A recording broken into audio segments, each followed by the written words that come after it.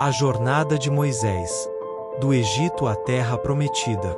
No coração do Egito antigo, o povo hebreu vivia sob o peso da opressão. Escravizados, eles eram forçados a trabalhar arduamente na construção de cidades, monumentos e colheitas para o faraó. Mas os hebreus cresciam em número, e isso despertou temor no faraó, que temia que eles se tornassem fortes o suficiente para se rebelar. Para impedir essa ameaça, ele decretou que todos os meninos hebreus recém-nascidos fossem jogados no rio Nilo, uma tentativa de exterminar futuras gerações. Foi nesse contexto cruel que uma mulher hebreia chamada Joquebede teve um filho. Desesperada para salvar seu bebê, ela decidiu escondê-lo por 3 meses. Mas, quando já não conseguia mais protegê-lo, tomou uma decisão ousada. Fez um cesto de junco, o selou com betume para que flutuasse e o colocou no rio Nilo, enviando o rio abaixo na esperança de que ele fosse encontrado por alguém misericordioso. O cesto, guiado pelas águas, foi parar perto do local onde a filha do faraó costumava se banhar. Ao ver o bebê no cesto, a princesa sentiu compaixão. Mesmo sabendo que ele era hebreu, decidiu adotá-lo e criá-lo como seu próprio filho. Ela o chamou de Moisés, que significa tirado das águas. Assim, Moisés cresceu no palácio do faraó, educado e tratado como um príncipe egípcio, sem saber que seu verdadeiro povo sofria nas mãos dos egípcios. Com o passar dos anos, Moisés começou a perceber o sofrimento dos hebreus.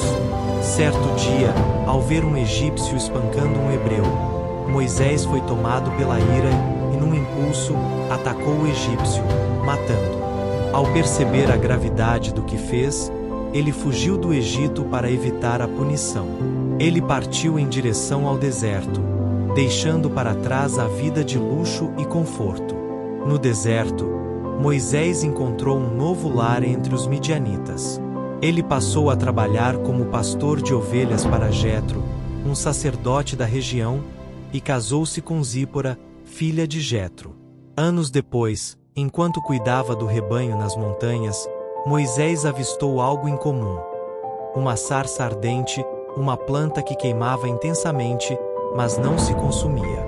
Curioso, ele se aproximou e então ouviu a voz de Deus, que o chamou pelo nome e lhe deu uma missão divina. Volte ao Egito e liberte o meu povo da escravidão. A princípio, Moisés hesitou, questionando se seria a pessoa certa para tal tarefa. Ele tinha medo de como seria recebido e temia que o faraó e o povo hebreu não acreditassem nele. Mas Deus o tranquilizou e lhe deu sinais para mostrar seu poder. Um dos sinais era transformar seu cajado em uma serpente e depois fazê-la voltar a ser um cajado.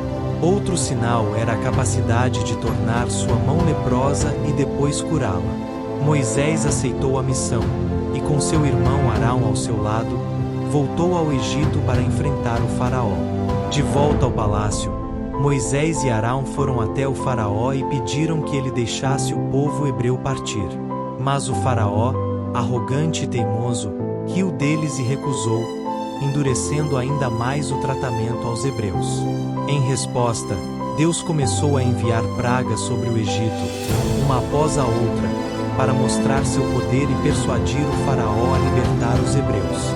A primeira praga transformou o rio Nilo em sangue, matando os peixes e deixando a água insalubre. Mas o faraó permaneceu inabalável. Então, vieram outras pragas. Uma infestação de rãs cobriu toda a terra, seguida por enxames de piolhos e moscas.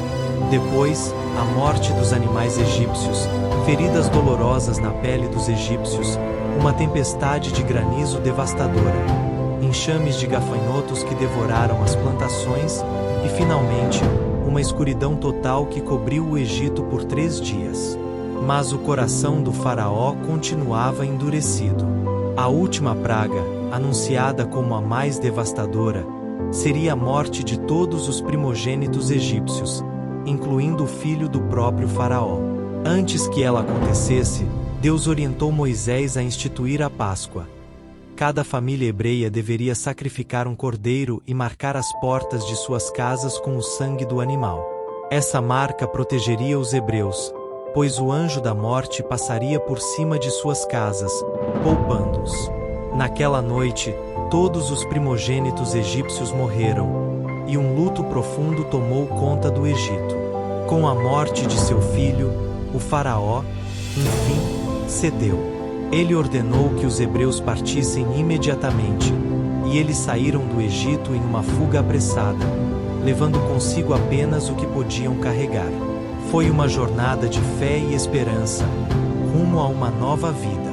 Mas o faraó, arrependido de ter deixado seus escravos partirem, logo mudou de ideia e enviou seu exército em perseguição aos hebreus. Quando os hebreus chegaram ao Mar Vermelho, viram-se encurralados. O exército egípcio se aproximava rapidamente, e o mar estava à frente, impedindo qualquer fuga. Desesperados, clamaram a Moisés, e ele, em obediência a Deus, ergueu seu cajado sobre as águas. Um milagre aconteceu. O mar se abriu, formando paredes de água de ambos os lados e um caminho de terra seca no meio. Os hebreus atravessaram o mar, e quando o exército egípcio tentou segui-los, as águas se fecharam, afogando todos os soldados. Agora livres, os hebreus seguiram pelo deserto, mas a jornada não foi fácil. Eles enfrentaram fome e sede, e muitos começaram a questionar se haviam feito a escolha certa ao deixar o Egito.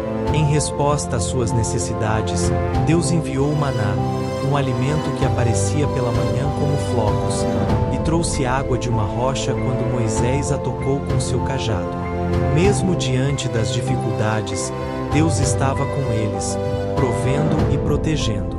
Depois de algum tempo, Moisés conduziu o povo ao Monte Sinai, onde subiu para se encontrar com Deus. Ali, ele recebeu as tábuas da lei, com os 10 mandamentos, normas que orientariam o povo a viver em harmonia e a seguir o caminho de Deus.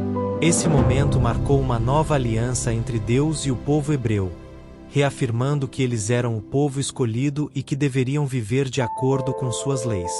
No entanto, o povo hebreu ainda enfrentou anos de provações no deserto. Por 40 anos, eles vagaram, enfrentando desafios e aprendendo a confiar em Deus e em Moisés como seu líder. A cada dificuldade, Moisés os guiava com paciência e fé, encorajando-os a continuar, mesmo quando o futuro parecia incerto. Finalmente, após décadas de caminhada, eles chegaram à fronteira da terra prometida, Canaã. Deus permitiu que Moisés visse a terra de longe, mas ele o informou que Moisés não entraria nela. Em vez disso, ele passaria o comando a Josué, que lideraria o povo na conquista de Canaã. Moisés, o grande libertador, completou sua missão. Ele conduziu seu povo da escravidão à liberdade, da idolatria à fé no Deus único, e os deixou preparados para uma nova vida na terra prometida. Sua história é lembrada por gerações não apenas como um líder, mas como um exemplo de fé, obediência e coragem, inspirando aqueles que buscam um caminho de liberdade e esperança.